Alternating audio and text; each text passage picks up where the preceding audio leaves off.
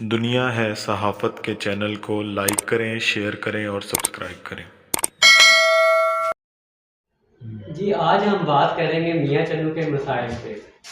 जो हेल्थ के मसाइल हैं उस पे बात करेंगे। हमारे साथ मौजूद हैं सीनियर कानूनदान रज़ा हुसैन जाफरी साहब। आए उनसे जानते हैं कि हेल्थ के क्या मसाइल हैं। जी रज़ा साहब, क्या मियाँ चन्नू में बहुत ज़्यादा मसाइल हैं साहिब भाई, और आपका शुक्रिया कि आप जो है वो मियाँ चन्नू के मसाइल एक बार फिर से उजागर करने की कोशिश कर रहे हैं। तो बहुत से मसाइल हैं, लेकिन सबसे पहले जो आपने कहा कि भाई हम हेल्थ के मसाइल को देखेंगे, तो हेल्थ के मसाइल के हवाले से ओलंपियन अरशद नदीम हॉस्पिटल तहसील हेडक्वार्टर हॉस्पिटल जो है मियाँ चन्नू, वहाँ पे जो जो सहूलियात मैसर हैं और लोग उनसे इस्तेफ़ादा कर रहे हैं वो भी हैं, लेकिन ऐसी कई सहूलियात हैं जो कि पब्लिक को मैसर नहीं है। जब भी किसी को कोई इमरजेंसी होती है तो बहुत ज़्यादा परेशानी का सामना होता है। मिसाल के तौर पे आप तहसील हेडक्वार्टर हॉस्पिटल में अगर जाएं तो सबसे पहले आपको वहाँ पर पर्ची लेना पड़ती है। पर्ची लेने के लिए आप जाकर देखें तो मुख्तलिफ मर्द हजरात भी और ख़वातीन हजरात भी बहुत लंबी लंबी लाइनें लगी होती हैं, और वहाँ से उनको तकरीबन पर्ची लेने में ही घंटे 2 घंटे लग जाते हैं।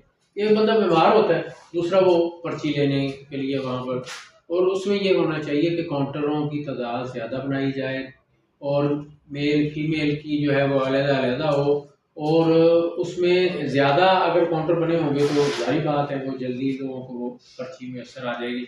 बल्कि इससे पहले एक इक़दाम ये किया गया था कि पर्ची जो है वो मुतल्लिका हो जो डॉक्टर होता था उसी से मिल जाया करती थी, यानी कि पेशेंट डायरेक्टली जो है वो डॉक्टर के पास जाता, डॉक्टर ही उसको वो पर्ची जो है वो उसमें बन जाती उसकी। इस तरह से अलहदा किसी काउंटर पे नहीं खड़े होना पड़ता था। दूसरी बात यह है कि जितने भी यानी कि हॉस्पिटल्स हैं, हॉस्पिटल का मकसद और ये होता है कि जब भी कोई पेशेंट किसी बीमारी में मुब्तला होता है तो वो ये चाहता है कि जब हॉस्पिटल जाए तो उसका इलाज हो, जो उसकी बीमारी है उसको देखा जाए, जांचा जाए, उसका इलाज किया जाए।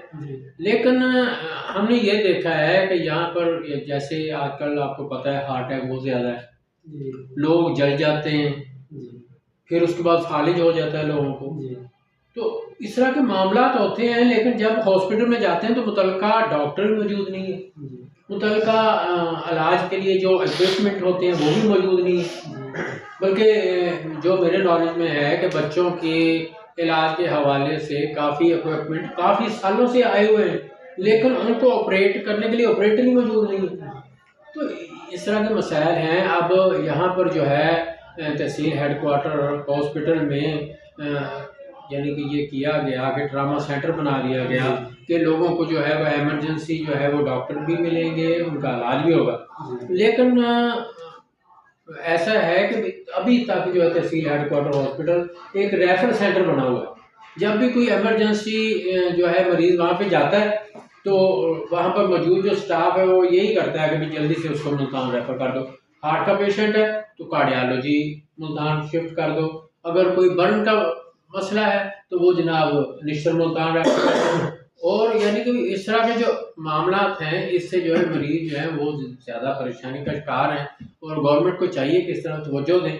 अब देखें कि आप चेक करें अगर तो हर तीसरा बंदा जो है ना जी वो शुगर का पेशेंट है, लेकिन इंसुलिन जो है वो इतनी कम तादाद में आती है कि चंद एक लोगों को मिलती है, बकाया लोग बेचारे चक्कर लगा लगा के थक जाते हैं, किसी को इंसुलिन भी असर नहीं आती। और टीबी के पेशेंट हैं उसके लिए गुज़िश्ता सालों में जो है गवर्नमेंट की तरफ से बड़ा अच्छा प्रोग्राम जो है वो चलाया गया, हेपाटाइटिस के हवाले से चलाया गया। लेकिन अब उन प्रोग्रामों का भी फुकदान है टीबी के हवाले से, और ये जो हेपाटाइटिस के हवाले से वो प्रोग्राम बंद कर दिए गए हैं। अब कोई पेशेंट जाता है, डॉक्टर उसको देखता है तो उस पर मुझे दवाई लिख के देता है और उनसे कहता है जी बाहर से खरीद लें। दवाइयाँ भी असर नहीं है जो कि ज़रूरी एक चीज़ है किसी भी इलाज के लिए। तो मेरी हुकूमत वक्त से गुजारिश है कि खुदारा थोड़ी सी तवज्जो दें, हॉस्पिटल्स को अपडेट करें कि यहाँ पर जो भी बीमारियाँ मसलन हार्ट के जो स्पेशलिस्ट डॉक्टर हैं सर्जन हैं, उनको तैनात किया जाए ताकि बर वक्त लोगों को इलाज की सहूलत मैसर आ सके। फिर आपने ये मतलब फेसबुक पे मैसेज चल रहे हैं, व्हाट्सएप पे मैसेज चल रहे हैं कि फ़लाँ डॉक्टर वो उन्होंने ना हॉस्पिटल की लिस्ट दी हुई है कि यहाँ पर अगर फाले का पेशेंट पहुँच जाएगा तो उनके पास इंजेक्शन मैसर है, वो लगा देंगे तो फाले का पेशेंट जो है वो बच सकता है। उनमें हमारे तहसील हेडक्वार्टर हॉस्पिटल मियाँचुन का नाम नहीं है। यानी कि अगर किसी को अचानक से फालिज हो जाए तो वो निश्चित हॉस्पिटल पहुंचेगा तो फिर उसको वो इंजेक्शन लग सके।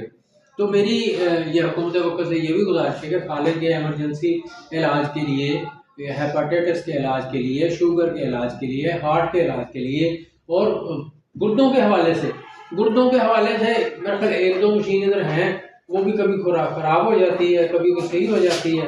और जब भी वहाँ पे कोई गुर्दे वगैरह है उनको वाश करवाने के लिए जाता है तो उससे भी जितना वो मुतलका ज़रूरियात का सामान है वो पेशेंट के लवाकिन से मंगवाया जाता है, वो बाहर से लेके आए, फिर वो जो है वो उसके गुर्दे जो है वाश किए जाएंगे।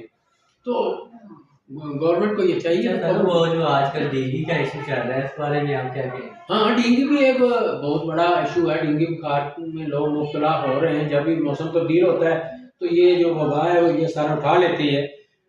और इसकी जो सबसे बड़ी वजह है वो है मच्छरों की अफजाइश होती है तो उससे वो डेंगू जो है वो पनपता है। अगर मच्छरों की अफजाइश नहीं होगी तो डेंगू फीवर भी नहीं आएगा।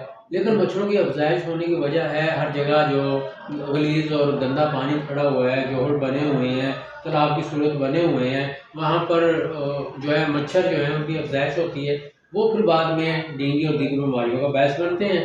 हुकूमत वक्त को ये चाहिए कि भाई जहाँ जहाँ पर इस तरह के अमामल हैं, जहाँ पर गंदा पानी वगैरह खड़ा है, उसको फौरी तौर पर जो है वहाँ से ख़त्म किया जाए ताकि ना ही मच्छर की अफजाइश हो सके और ना ही ये डेंगू जो बुखार है इसका जो वायरस है, इसकी जो वबा है वो फैल सके। ये जैसे कि सीनियर कानूनी नामजदा हुसैन जाफरी साहब हमारे साथ मौजूद थे, मियाँ चन्नू के मसाइल पे हमने बात की। उनका यही कहना था ओलंपियन अरशद नदीम हॉस्पिटल में सहूलतों का फकदान है। उन्होंने वज़ीर आला और वज़ीर आज़म से अपील भी की कि मियाँ चन्नू की आवाम को बहुत सारे मसाइल हैं, हेल्थ के हवाले से उनको सहूलियात दी जाएँ। जी।